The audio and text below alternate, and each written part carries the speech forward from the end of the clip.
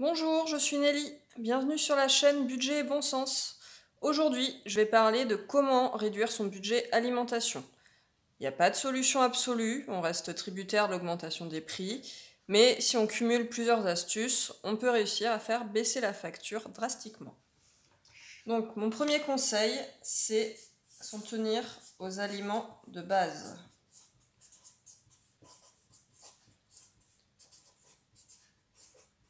En fait, si vous constituez une base d'aliments qui ne sont pas très chers, je parle des pommes de terre, des pâtes, du riz, semoule, la farine, les légumineuses, les flocons d'avoine. Tous ces aliments, en fait, c'est très rassasiant. On peut les décliner quasiment à l'infini et ils sont disponibles toute l'année. En général, tout le monde aime ça. Et si vous l'agrémentez avec quelques légumes, un peu de protéines, une petite quantité de viande ou de poisson, ou un œuf, du soja pour ceux qui sont végétariens, ou autre chose, vous avez un repas complet pour pas cher. Pour varier, n'oubliez pas d'utiliser des épices. Certaines ne coûtent presque rien et ça change complètement un plat. Ensuite, deuxième conseil, ça semble évident, mais faire une liste et s'y tenir. Puisque, en fait, si vous planifiez vos repas en avance et que vous faites une liste de courses, ça évite d'acheter des trucs, de remplir le caddie avec des produits soit qu'on a déjà dans les placards et on s'en rappelait plus, soit il y a plein de promotions et donc on va mettre des produits qu'on n'aurait pas achetés sans ça. Alors si vraiment c'est une promotion sur un produit que vous consommez régulièrement, que la promotion est intéressante, évidemment il faut le prendre, mais c'est rarement le cas, souvent c'est des promotions sur des choses dont on n'a pas besoin et on va se laisser tenter. Troisième conseil, c'est regarder les applis anti-gaspi. Donc il y a pas mal d'applis qui existent pour ça. Les deux plus connus, c'est Too Good To Go et Phoenix. Pour ma part, j'utilise plutôt Too Good To Go de temps en temps. Je ne suis pas sponsorisée. J'en parle en fait parce que je trouve ça vraiment intéressant. Vous pouvez avoir des paniers soit de fruits et légumes, soit de pain et viennoiserie. Il y a aussi des paniers d'épicerie, voire des plats de restaurant pour un prix quand même très concurrentiel. Attention quand même, hein, ce sont des produits en général en fin de date de péremption, donc il faut les consommer rapidement. Et vous ne savez pas ce qu'il y a dans votre panier. Donc si vous avez des allergies ou qu'il y a des produits que vous n'aimez pas, que vous êtes peut-être un peu difficile niveau alimentation, c'est pas forcément la meilleure solution pour vous parce que sinon vous allez jeter plus que ce que vous allez consommer et ce sera pas avantageux et en plus ce sera pas écologique. Sinon, il y a aussi de plus en plus de magasins de déstockage et anti-gaspi qui se créent. Ils vendent des produits qui sont un peu abîmés ou en tout cas qui sont sortis du circuit classique. C'est pas toujours intéressant pour tous les produits. Donc moi, ce que je fais, c'est que je compare les prix sur mon drive avant de ce que je veux acheter. Mais il y a quand même des choses qui permettent de faire des belles économies, en particulier tout ce qui va être produits d'hygiène et d'entretien. Donc pensez-y s'il y en a autour de vous. Vous pouvez chercher sur internet. Et enfin, il y a les fins de marché. C'est pas tous les vendeurs, mais certains vendeurs font des réductions sur leurs produits juste avant la fermeture du marché, parce que si derrière ils n'ont plus rien et qu'ils jettent leurs marchandises, bah, c'est mieux de le vendre à prix réduit pour eux et pour vous évidemment. Donc renseignez-vous s'il y en a près de chez vous. Ensuite, c'est consommer de saison. Ça aussi, ça semble évident, mais bah, on ne le fait pas forcément. Si vous avez des listes hein, de fruits et de légumes de saison partout sur internet. Si vous prenez un tout petit peu de temps pour regarder, en général, bah, évidemment, c'est moins cher parce qu'il y en a plus et ils sont meilleurs parce qu'ils sont mûrs. Si vous avez besoin d'un fruit ou d'un légume en particulier pour une recette et que c'est pas la saison, pensez aussi aux surgelés et aux bocaux parce que ça reste souvent moins cher que d'acheter l'aliment frais qui a dû traverser la moitié du monde pour arriver sur les étals. Donc on n'y pense pas toujours, mais les conserves et les surgelés, c'est très utile. Ensuite, comparer les prix, mais les comparer au kilo ou au litre. Parce que, en fait, selon le packaging, bah, ça change pas mal de choses. Par exemple, sur les gros pots de yaourt, ça peut aller du kilo complet, mais ça peut aussi être 900 grammes, 850 grammes. Donc, faut pas se fier au prix de la marchandise, mais bien au prix du kilo.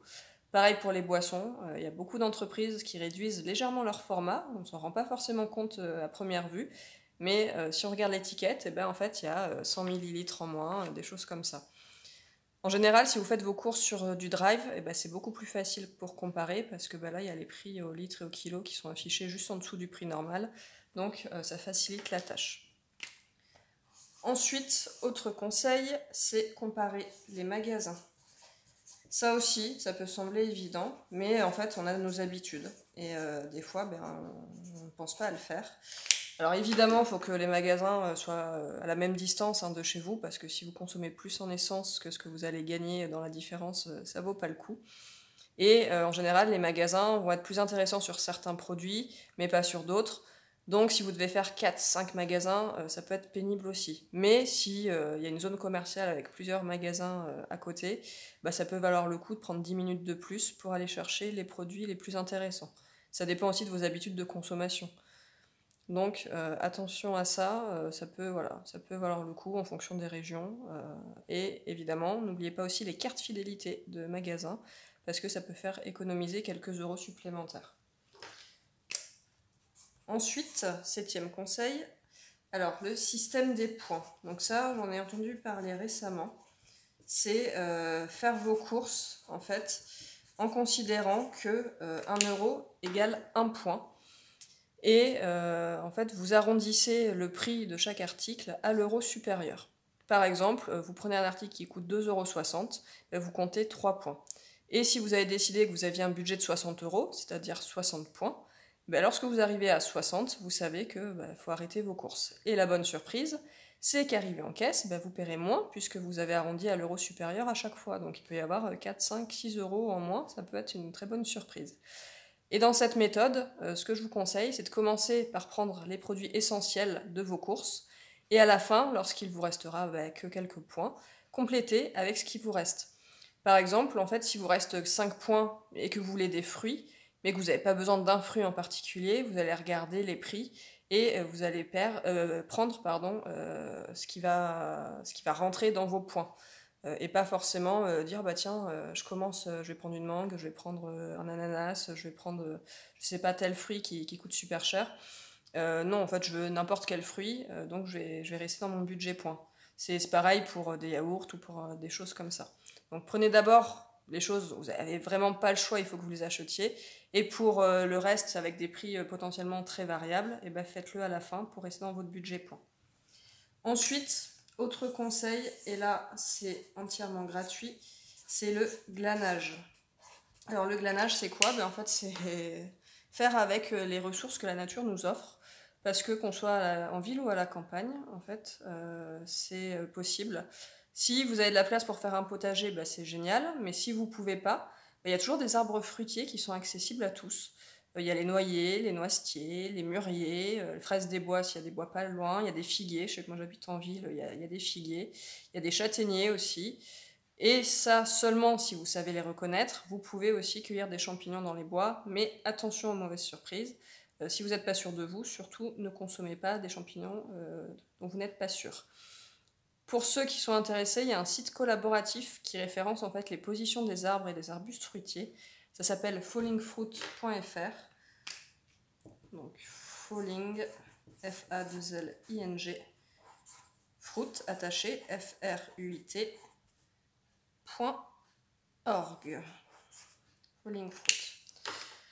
Donc ça, voilà, c'est très intéressant. Et enfin, dernier, alors c'est pas vraiment un conseil, mais c'est un mouvement qui existe.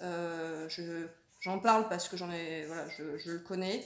Moi, personnellement, je ne le pratique pas parce que je suis pas prête à le faire. C'est le mouvement Freegan. C'est des gens en fait qui récupèrent les aliments jetés dans les poubelles par les magasins.